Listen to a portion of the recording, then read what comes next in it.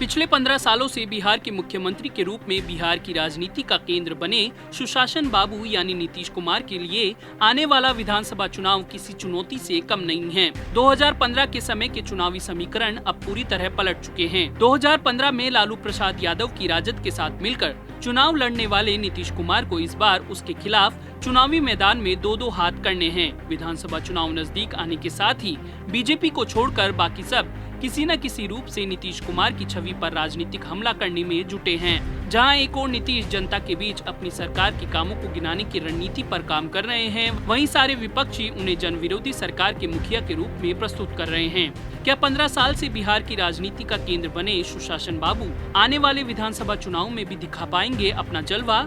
जानने के लिए देखिए पॉलिटॉक्स की यह खास रिपोर्ट। ये है टॉक्स न्यूज नेटवर्क और आप देख रहे हैं पॉलिटॉक्स, राजनीति का कच्चा चिट्ठा। लोक जनशक्ति पार्टी के चिराग पासवान अपने नए समीकरण के साथ चुनावी मैदान में जाने को इच्छुक नजर आ रहे हैं, तो ओवैसी की पार्टी AIMIM ने सभी मुस्लिम बहुल्य सीटों पर बिसात बिछा दी है। 2014 में नीतीश कुमार को प्रधानमंत्री के रूप में प्रस्तावित करने वाले तेजस्वी यादव अब सुशासन बाबू को मुख्यमंत्री पद पर भी नहीं देखना चाहते हैं। इन सब विपरीत परिस्थितियों के बीच नीतीश कुमार अनुभवी राजनीतिक योद्धा के रूप में मजबूती से खड़े नजर आ रहे हैं। लालू यादव के बाद केवल नीतीश कुमार ही ऐसा नाम है जो बिहार की राजनीति में सबसे अनुभवी है। जेपी आंदोलन से निकले नीतीश कुमार ने 1977 में जनता पार्टी के टिकट पर पहला चुनाव लड़ा था और 1985 में बिहार विधानसभा में विधायक बनकर पहुंचे।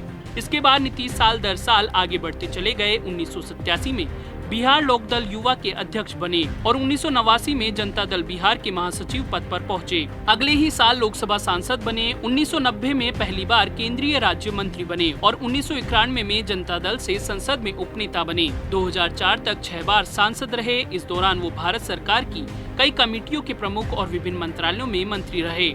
नीतीश भारत के रेलवे मंत्री के रूप में कई कारणों से चर्चा में रहे। उन्होंने टिकट विंडो को डिजिटलाइज कराया, साथ ही रेलवे के कार्यों को कंप्यूटरीकृत कराने में नीतीश की महत्वपूर्ण भूमिका रही। 3 मार्च 2000 को नीतीश बिहार के मुख्यमंत्री बने, लेकिन केवल 7 दिन ही इस पद पर रह सके। भले ही यह 7 दिनों का समय रहा हो, लेकिन बिहार के मुख्यमंत्री के रूप में उनकी प्रस्तावना तैयार हो गयी।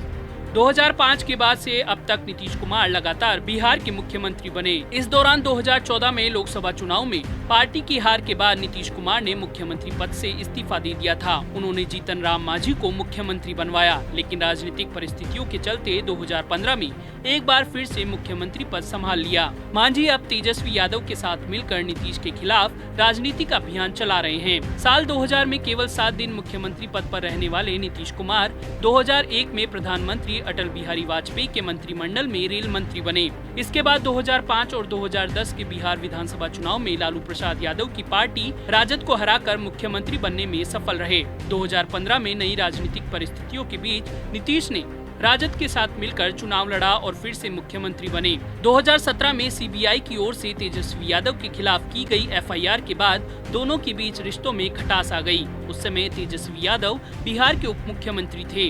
रिश्तों में आई खटास के कारण गठबंधन टूट गया। उस समय नीतीश कुमार ने बीजेपी को साथ लेकर नया समीकरण बनाया और मुख्यमंत्री बने रहे। इस तरह नीतीश कुमार अपने लंबे राजनीतिक अनुभवों का लाभ लेकर हर बार अपने पक्ष में समीकरण बनाने में सफल रहे, लेकिन इस बार बीजेपी को छोड़कर बिहार के सभी प्रमुख राजनीतिक दल उनकी घेराबंदी में जुटे हैं। देखना होगा कि आने वाले विधानसभा चुनाव में नीतीश कुमार अपनी रणनीति से ऐसा कौन सा चमत्कार करते हैं कि वो फिर से बिहार की सत्ता पर काबिज हो सकें। पॉलिटॉक्स ब्यूरो, दिल्ली। ये है टॉक्स न्यूज नेटवर्क और आप देख रहे हैं पॉलिटॉक्स, राजनीति का कच्चा चिट्ठा।